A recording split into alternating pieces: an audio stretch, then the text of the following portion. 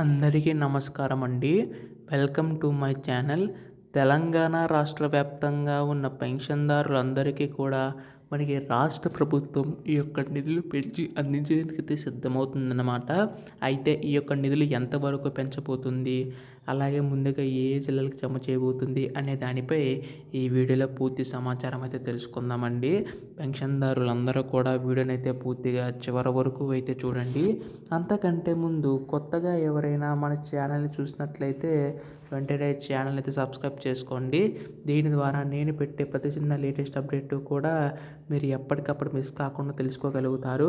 అలాగే వీడియోకి అయితే లైక్ చేయండి, మరికొంతమందికి ఈ సమాచారం అనేది తెలుస్తుంది. ఇంకా ఆలస్యం చేయకుండా వీడియోలోకి అయితే వెళ్ళిపోతాం. సో ప్రస్తుతం మాసాల పెన్షన్దారులందరికీ ఉపయోగపడేలాగా రాష్ట్ర ప్రభుత్వం అయితే శుభవార్త అయితే చెప్పబోతుందండి.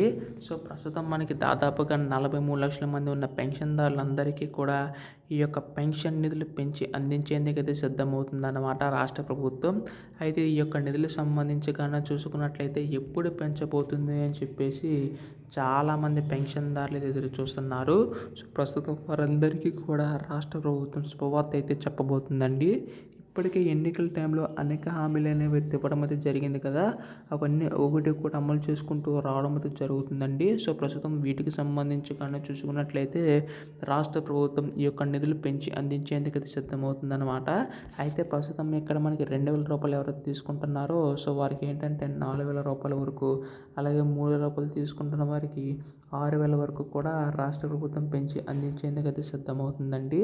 సో దీనివల్ల మనకి పెద్ద మొత్తంలో రాష్ట్ర ప్రభుత్వం తరఫున పెన్షన్దారులందరికీ సాయం అవుతుందని చెప్పేసి రాష్ట్ర ప్రభుత్వం భావించి ఈ నిర్ణయం అయితే తీసుకోబోతుందన్నమాట. త్వరలోనే దీనికి సంబంధించి గాను మనకైతే అధికారులకు ఆదేశాలు ఇచ్చే అవకాశం ఉందండి. సో దీనికి సంబంధించి గాను మనకి రీఫిల్లోకి అప్డేట్ ఇచ్చే అవకాశం ఉందన్నమాట, అంటే పంపిణీ చేసే అవకాశం ఉందండి.